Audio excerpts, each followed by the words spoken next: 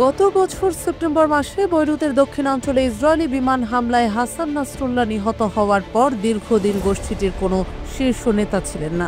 এরপর অবশেষে লেবাননের সশস্ত্র এই গোষ্ঠীটির নতুন প্রধান হিসেবে দায়িত্ব গ্রহণ করেন শেখ নাঈম কাসেম। তার বজ্রকণ্ঠ ও বাচনভঙ্গি অচিরেই যেন হাসান নাসরুল্লাহর অভাবকে পূরণ করেছে।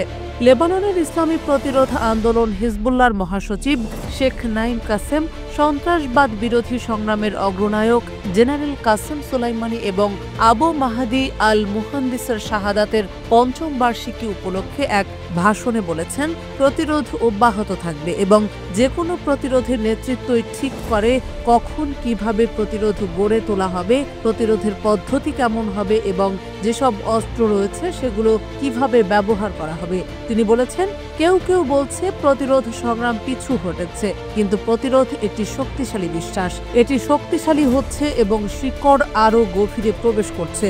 শেখ নাঈম কাসেমের এমন বক্তব্য বিশ্ব মিডিয়ায় ব্যাপকভাবে প্রতিফলিত হয়েছে। এ প্রসঙ্গে রাই আল ইয়াউম পত্রিকা লিখেছে, নাঈম কাসেমের বক্তৃতায় ইসরায়েল মর্মাহত। তার বক্তব্যে স্পষ্ট হিজবুল্লাহ পিছপা হবে না। নাঈম বিন মোহাম্মদ নাঈম কাসেম 1953 সালের ফেব্রুয়ারিতে লেবাননের দক্ষিণে নাবাতিয়া প্রদেশের কাফার ফিলা শহরে জন্মগ্রহণ করেন। তিনি বিবাহিত এবং 6 সন্তানের জনক। কিশোর বয়স থেকে ইসলাম ধর্মের প্রতি ব্যাপক আগ্রহ ছিল। নিয়মিত ইসলামিক বই পড়তেন তিনি। তার বয়স যখন 18 বছর, তখন তিনি অন্যদের জন্য ধর্মীয় ক্লাসের আয়োজন করেন এবং মসজিদে প্রতি সপ্তাহে শিশু ও কিশোরদেরকে ধর্মীয় বিষয়ে শিক্ষা দিতেন।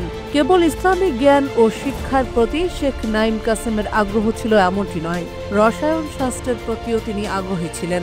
নাঈম কাসেম লেবানিজ ইউনিভার্সিটি থেকে ফরাসি ভাষায় রসায়নে স্নাতক ডিগ্রি লাভ করেন এবং 1977 সালে তিনি এই বিশ্ববিদ্যালয় থেকে রসায়নে স্নাতকোত্তর ডিগ্রি অর্জন করেন। তারপর তিনি শিক্ষকতা শুরু করেন এবং 6 বছর সরকারি মাধ্যমিক স্কুলে শিক্ষক হিসেবে কাজ করেন। বিশ্ববিদ্যালয়ের পড়াশোনার পাশাপাশি নাঈম কাসেম লেবাননের ধর্মীয় শিক্ষা কেন্দ্রেও ধর্মতত্ত্ব নিয়ে পড়াশোনা করেন। 1970-এর দশকের গোড়ার দিকে নাঈম কাসেম শিক্ষা প্রতিষ্ঠানগুলোতে ইসলামী চিন্তা চেতনার বিকাশ ঘটাতে লেবানন মুসলিম স্টুডেন্টস ইউনিয়ন নামক প্রতিষ্ঠান গড়ে তোলেন।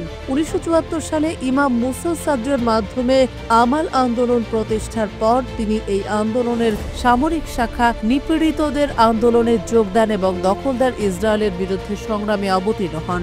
1982 সালে ইসলামী কমিটিগুলোর বৈঠকের পর লেবাননে হিজবুল্লাহ প্রতিষ্ঠিত হয় এবং যারা এটি প্রতিষ্ঠায় সবচেয়ে বেশি ভূমিকা পালন করেন তাদের একজন হলেন নাঈম কাসেম।